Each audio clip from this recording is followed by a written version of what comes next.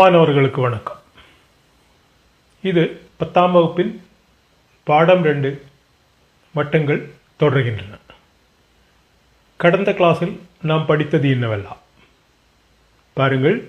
நான் ஏபியின் முனைப்புள்ளிகளை வட்டத்தின் பெரிய பாகத்தில் உள்ள P எனும் புள்ளியுடன் இணைத்து கோணம் Pயும் அது x டிகிரி, மையத்துடன் இணைத்து கோணம் Cயும் அது C டிகிரி உருவாக்கப்பட்டிருக்கு. இதில் நாம் படித்தது இந்த கோணம் P, அதாவது Pயில் உருவான கோணம் x டிகிரி என்பது மையத்தில் உருவான கோணம் Cயின் பாதியாகும். அதாவது ஒரு நாணின் முனைப்புள்ளிகளை பெரிய பாகத்தில் உள்ள புள்ளியுடன் இணைக்கும் போது கிடைக்கும் கோணம் அந்த நாணின் முனைப்புள்ளிகளை மையத்துடன் இணைக்கும் போது கிடைக்கும் கோணத்தின் பாதியாகும். பாருங்கள், இந்த அளவுகளை பார்க்கும் பொழுது மையத்தில் உருவான கோணம் 111 டிகிரி, பெரிய பாகத்தில் உருவாகும் கோணம் பாருங்கள், அதனுடைய பாதி 55 டிகிரி. பாருங்கள், அந்த நாணின் இடத்தை சற்று மாற்றி பார்க்கலாம். இப்போது பாருங்கள், இப்போதும் அதே பாதிதான். இப்போது பாருங்கள், 139 பாதி 69.5. அதாவது அந்த நாணின் இடம் எங்கு இருந்தாலும்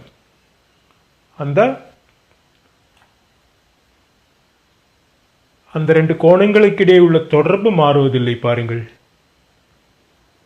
Pயில் உருவான கோணம் என்பது இந்த நாண் மையத்தில் உருவாக்கும் கோணத்தின் பாதியாகும். இது கடந்த கிளாஸில் நாம் படித்தது. இனி இந்த P எனும் புள்ளி பெரிய பாகத்தில் இல்லாமல் சிறிய பாகத்திலாக இருந்தால் என்ன நடக்கும்? அந்த கோணத்துக்கும் இந்த கோணங்களுக்கும் ஏதேனும் தொடர்பு இருக்கிறதா? இந்த Q எனும் புள்ளி இந்த சிறிய பாகத்தில் வைத்துள்ளது. அந்த புள்ளியை ஏவியோடும் பியுடனும் இணைத்து ஒரு கோணம் உருவாக்கப்பட்டிருக்கு. நான் ஏபியின் முனைப்புள்ளிகளை வட்டத்தின் சிறிய பாகத்தில் உள்ள Q எனும் புள்ளியுடன் இணைத்து Q உருவாக்கப்பட்டிருக்கு. அந்த கோணத்துக்கு y டிகிரி என பெயர் கொடுத்துக்கலாம். இப்போது இந்த சிறிய பாகத்தில் உருவான y டிகிரி என்ற கோணத்திற்கும் அந்த நாண் மையத்தில் உருவாக்கும் கோணமான C டிகிரிக்கும் அதே நாண் பெரிய பாகத்தில் உள்ள Pயில் உருவாக்கும் கோணத்திற்கும் ஏதேனும் தொடர்பு உள்ளதா? Pயில் உருவான கோணம் Cயில் உருவான கோணத்தின் பாதி, அது ஏற்கனவே நாம் படித்து விட்டோம். இனி இந்த Qவில் உருவான கோணத்திற்கும் மைய கோணத்திற்கும் எதையாவது தொடர்பு இருக்கிறதா? அதை நாம் கண்டறிய போகிறோம். பாருங்கள், அதற்காக OQ வரைகிறோம். இப்போது பாருங்கள், ஓயிலிருந்து Q வரைக்கும் ஒரு கோடு, அது இந்த வட்டத்தினுடைய ஆரமும் கூட. அப்படி ஒரு ஆரம் வரைந்திருக்கிறோம். அந்த ஆரம் வையில் உருவான கோணத்தை என்ன செய்கிறது என்று பாருங்கள், 2 பாகங்களாக பிரிக்கிறது. அந்த பிரிவினை எப்படி சமமாகுமா? ஆக வாய்ப்பில்லையே. ஏனென்றால் Qவின் இடம் மாறும் பொழுது அந்த பிரிவினையும் மாறும் அல்லவா? பாருங்கள்,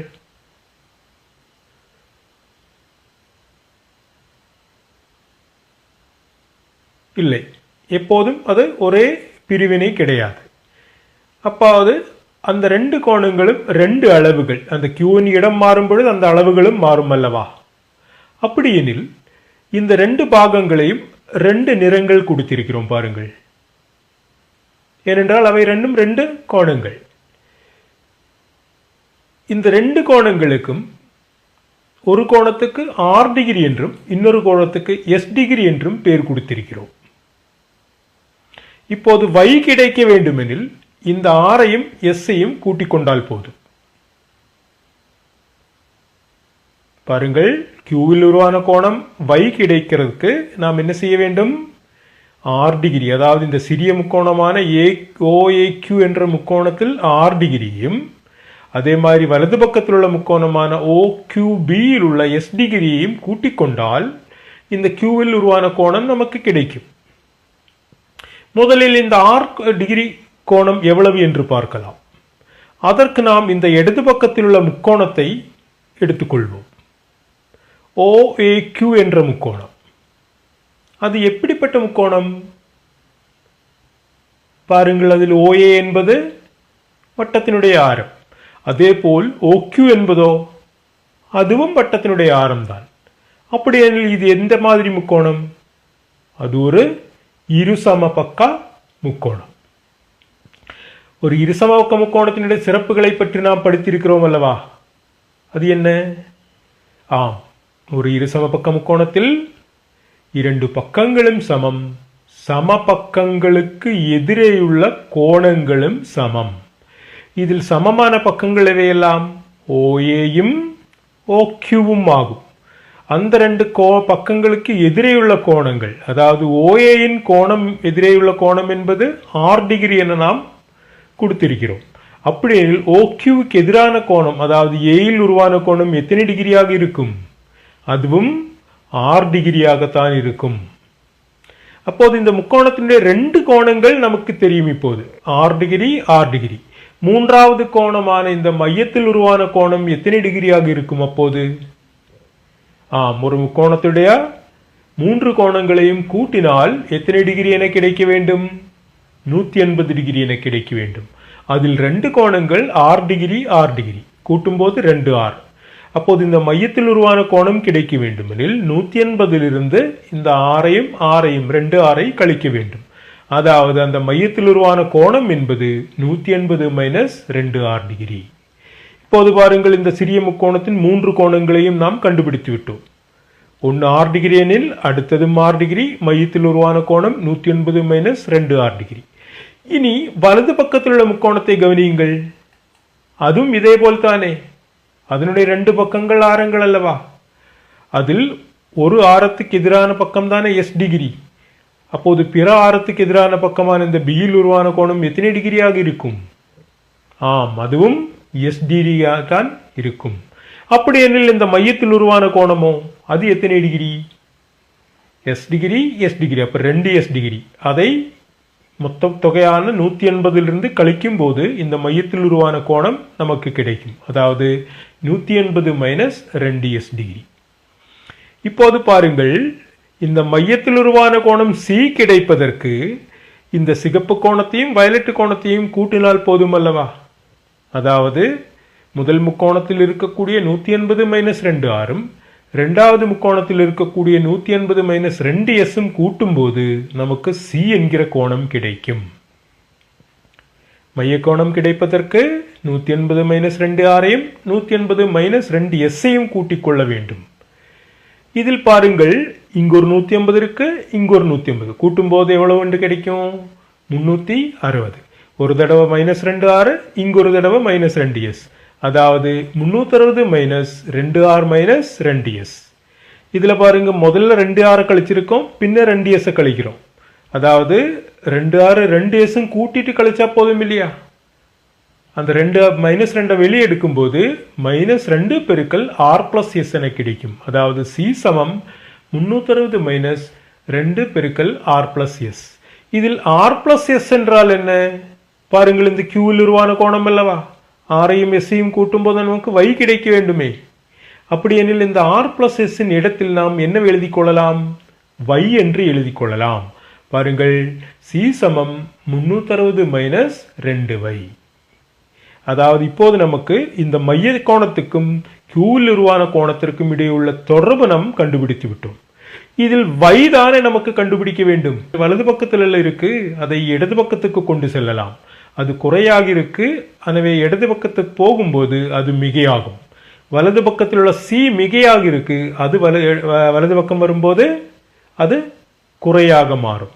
பாருங்கள், அப்போது நமக்கு 2y சமம் 360 - C என கிடைக்கும். ஆனால் நமக்கு கண்டுபிடிக்க வேண்டியது y அல்லவா?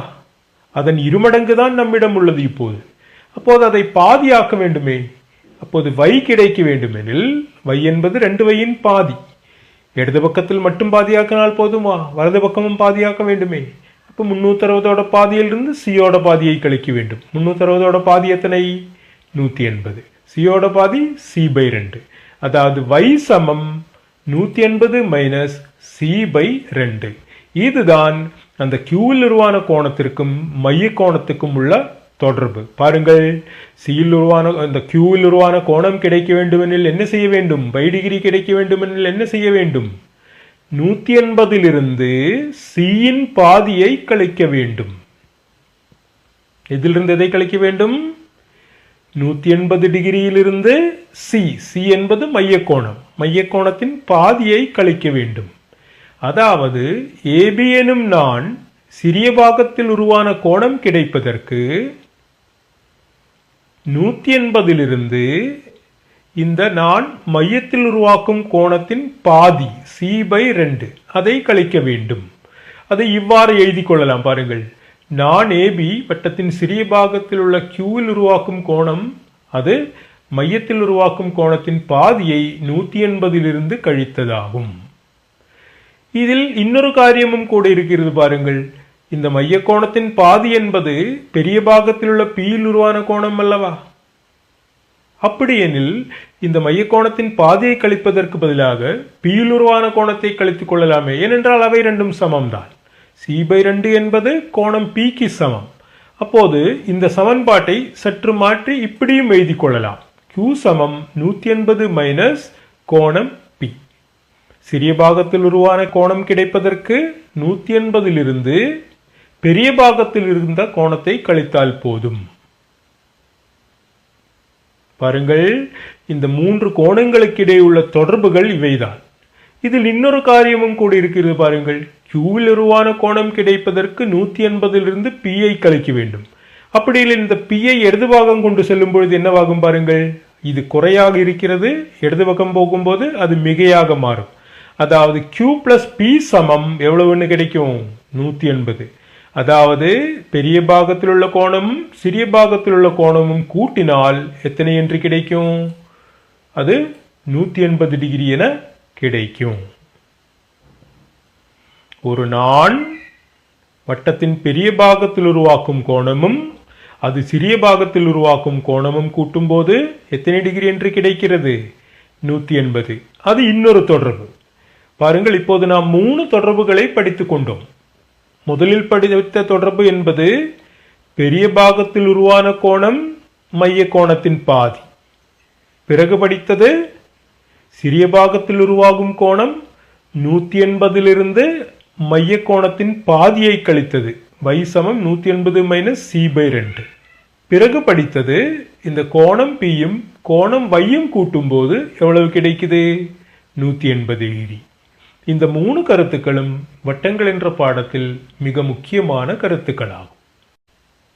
பாருங்கள், இப்போது நாம் படித்த அந்த கருத்து ஒரு நான் வட்டத்தை ஒரு சிறிய பாகமாகவும் பெரிய பாகமாகவும் பிரித்துக் கொள்கிறது எனதான் எடுத்துக்கொண்டோம்.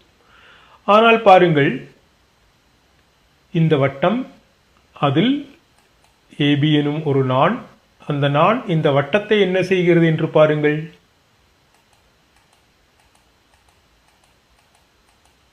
இரண்டு துண்டுகளாக பிரிக்கிறது. இந்த துண்டுகளுக்கு என்ன பெயர்?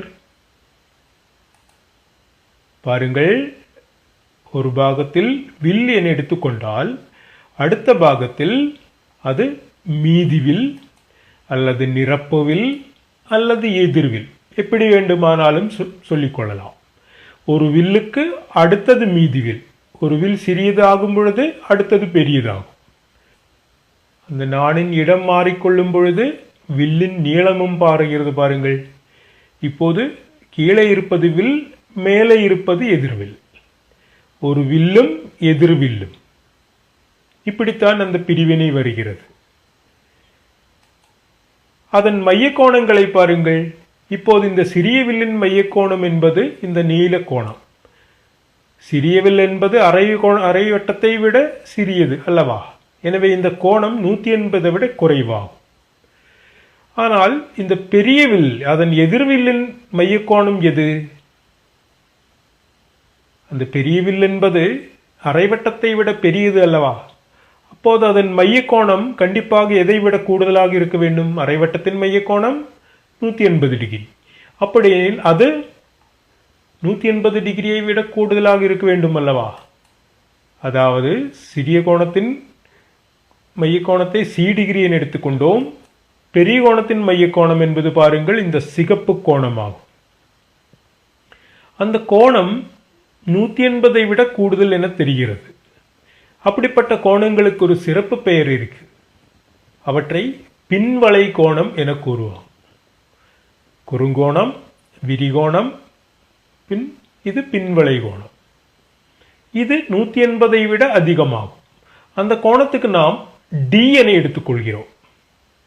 இப்போது இந்த ரெண்டு கோணங்களும் கூட்டும் போது எத்தனை டிகிரியாக இருக்கும் பாருங்கள்.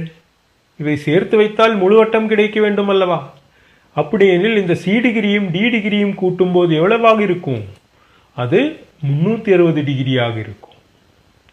அதாவது ஒரு நாண் ஒரு வட்டத்தை 2 வில்லுகளாக பிரிக்கும். அந்த சிறிய வில்லின் மையக்கோணம் சி டிகிரியும் பெரிய வில்லின் மையக்கோணம் இந்த பின்வளை கோணம், அதாவது எதிர்வில்லின் மையக்கோணம் என்பது பின்வளை கோணம் டி டிகிரி ஆகும். இப்போது ஏபி என்கிற இந்த கோணம் இந்த பெரிய பாகத்தில் உருவான பியில் உருவாக்கும் கோணம் இல்லவா? அது இந்த ஏபி எனும் வில் அதன் எதிர்வில்லில் உருவாகும் கோணமாகும். பாருங்கள், அந்த வில் மையத்தில் உருவாக்கும் கோணம் ஏபி எனும் சிறிய வில், அது மையத்தில் உருவாக்கும் கோணம் சி. அது பியில் உருவாக்கும் கோணம் அதன் எதிர்வில்லான சிகப்பு வில்லில் உருவாக்கும் கோணம் தான் அந்த பி என்பது. அதாவது நாம் இப்போது படித்து கொண்ட இந்த கருத்தினை சற்று மாற்றி சொல்லலாம் என அர்த்தம். ஒரு நாண் அதன் முனைப்புள்ளிகளை பெரிய பாகத்தில் உள்ள பியில் இணைக்கும் கோணம் என்று சொல்வதற்கு பதிலாக ஏபி எனும் சிறிய வில் அதன் எதிர்வில்லில் உருவாக்கும் கோணம் தான் இந்த பி என்றது. பாருங்கள், அந்த ஒரு நாண் வட்டத்தின் பெரிய பாகத்தில் உருவாக்கும் கோணம் அது மையத்தில் உருவாக்கும் கோணத்தின் பாதியாகும். இது ஏற்கனவே நாம் படித்துக்கொண்ட கருத்து. அதை சற்று மாற்றி ஒரு வில் அதன் எதிர்வில்லில் உருவாக்கும் கோணம் என்பது அந்த வில்லின் மைய கோணத்தின் பாதியாகும் என சொல்லிக் கொள்ளலாம். நாம் படித்த அந்த இரண்டாவது கருத்து, அந்த சிறிய பாகத்தில் உருவான Q ஒரு நாண் வட்டத்தின் சிறிய பாகத்தில் உருவாக்கும் கோணம் அது மையத்தில் உருவாக்கும் கோணத்தை 180 கழித்ததாகும். அதாவது Q கிடைக்க வேண்டுமெனில் 180 Cயின் பாதியை கழிக்க வேண்டும். இந்த Cயின் பாதி என்பது P ஆகும். அப்ப 180 Pயை கழித்துக் கொள்ளலாம். இதை நாம் ஏற்கனவே படித்துக் கொண்ட விஷயம். இப்போது நமக்கு இந்த நீலக்கோணம் என்பது இந்த AQB என்ற வில்லின் மைய கோணமாகும். அதே போல் இந்த APBயின் மைய கோணம் என்பது எது? அது இங்கு வரும் பின்வளை கோணம் அல்லவா? அந்த டிகிரி கோணம் அல்லவா? இந்த கோணம் தானே. அப்போது இந்த சியும் டியும் கூட்டிக் கொள்ளும் போது நமக்கு எவ்வளவு என்று கிடைக்க வேண்டும்? 360 டிகிரி என கிடைக்க வேண்டும் தானே. அப்படியெனில் சி கிடைப்பதற்கு 360 டியை கழிக்க வேண்டும். ஏனென்றால் நமக்கு கண்டுபிடிக்க வேண்டிய இந்த சியின் பாதியின்னா என்னென்ன அர்த்தம்? அதுக்கும் டிக்கும் உள்ள தொடர்பு தான் நாம் கண்டுபிடிக்க போகிறோம். பாருங்கள், சி கிடைக்க வேண்டுமெனில் 360 இந்த பிளஸ் டி வலது பக்கம் போகும்போது மைனஸ் டி ஆயிரும். இப்போது நமக்கு கிடைக்க வேண்டியது சியின் பாதி அல்லவா? அப்போது சியின் பாதி கிடைக்க வேண்டுமெனில் 360 பாதியிலிருந்து டியோட பாதியை கழிக்க வேண்டும். பாருங்கள், 360 பாதிங்கிறது எத்தனை? 180. அதிலிருந்து டியோட பாதியை கழிக்க வேண்டும். இப்போது C/2 என்பது 180 மைனஸ் D/2 என கண்டுகொண்டோம். இந்த மதிப்பை நாம் இந்த சமன்பாட்டில் கொடுக்க போகிறோம். Q இந்த சிறிய பாகத்தில் உருவான கோணம் Q கிடைப்பதற்கு 180 Cயின் பாதியை கழிக்க வேண்டும். ஆனால் Cயின் பாதி என்பது 180 கழித்தல் D/2 ஆகும். அதாவது அந்த C/2 இடத்தில் 180 மைனஸ் D/2 என எழுதி கொள்ளலாம். அப்படியானால் இப்படி கிடைக்கும். கோணம் Q சமம் 180 கழித்தல் C/2 இடத்தில் 180 மைனஸ் D/2 என எழுதி கொண்டிருக்கிறோம். இதை பாருங்கள், 180 கழித்தல் 180, 180 180 கழிக்கிறோம். மறுபடி கழித்தல் கழித்தல் D/2, குறையின் குறை அது மிகையாகும், படித்திருக்கிறோம் நாம். அப்படி எனில் இந்த -180 180 கழிக்கும் போது 0 ஆயிருச்சு, அது போயிருச்சு. பாக்கி மிக எண் d/2 q சமம் d/2 என கிடைக்கும். பாருங்கள், இந்த சிறிய பாகத்தில் உருவாகும் கோணம், அதாவது சிறிய வில்லில் உருவாகும் கோணம், அது இந்த பெரிய வில்லின் மைய கோணமான d-இன் பாதியாகும். அப்படியெனில் நமக்கு இந்த கருத்தை இப்பொழுது முழுமையாக சொல்லிக் கொள்ளலாம். ஒரு வில் அதன் எதிர்வில்லில் உருவாக்கும் கோணம் அது மையத்தில் உருவாக்கும் கோணத்தின் பாதியாகும். சிறிய வில்லா இருந்தாலும் சரி, பெரிய வில்லா இருந்தாலும் சரி, வில்லா இருந்தாலும் சரி, எதிர்வில்லாக இருந்தாலும் சரி, எந்த வில்லாக இருந்தாலும் அது ஒரு வில் அதன் எதிர்வில்லில் உருவாக்கும் கோணம். இந்த பச்சை நிற வில் அந்த எதிர்வில்லான சிகப்பு நிற வில்லில் Pயில் உருவாக்கும் கோணம் என்பது இந்த பச்சை நிற வில்லான Cயின் மைய கோணத்தின் பாதியாகும். இனி திருப்பி சொல்லும் பொழுது, இந்த பெரிய வில் எதிர்வில்லான சிகப்பு வில் அதன் எதிர்வில்லில் உருவாக்கும் கோணம் என்பது இந்த Qவில் உருவாக்கக்கூடிய கோணம்.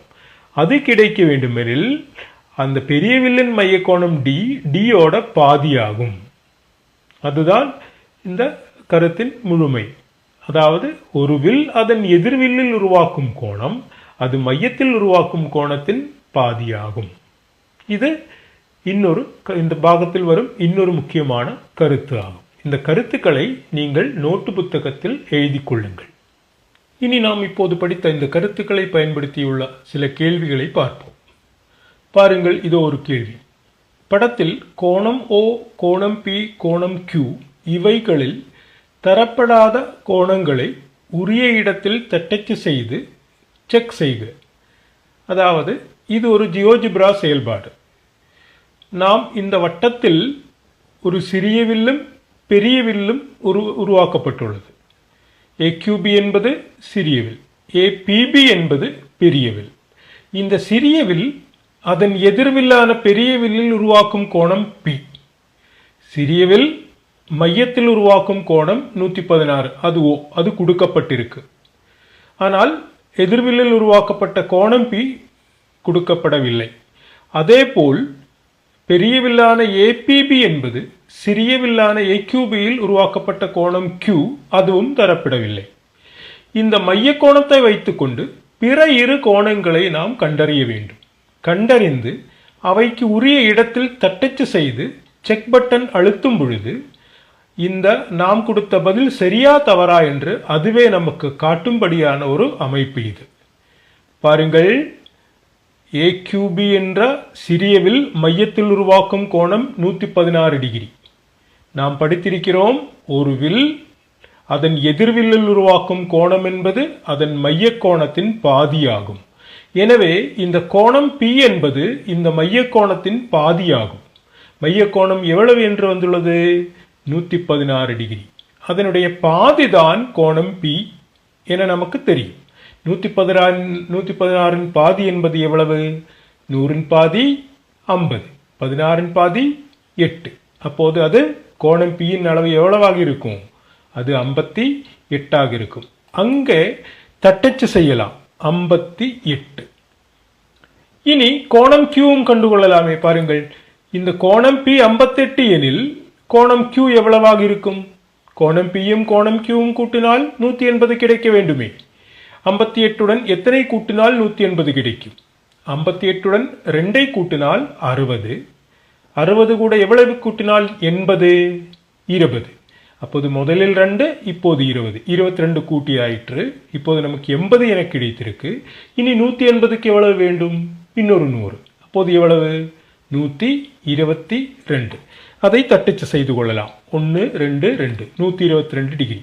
இனி இந்த செக் பட்டன் அழுத்தும் பொழுது இந்த பதில்கள் சரியா தவறா என நமக்கு தெரியும். பாருங்கள், அந்த 2 பதிலும் சரியான பதில் தான். இதில் ஒரு விசேஷம் என்னவென்றால், இந்த ஒரு எண் தவறாக நாம் கொடுத்து விட்டோம் என்று வைத்துக் கொள்ளுங்கள். 120 என கொடுத்தோம் என்று வைத்துக் கொள்ளுங்கள். செக் செய்யும் பொழுது அது தவறு என்று நமக்கு வரும். அதனுடைய சரியான பதிலும் எவ்வளவு என்று நமக்கு காட்டும். இந்த மாதிரி ஒரு அமைப்பு. இன்னொரு செயல்பாடு செய்யலாமே.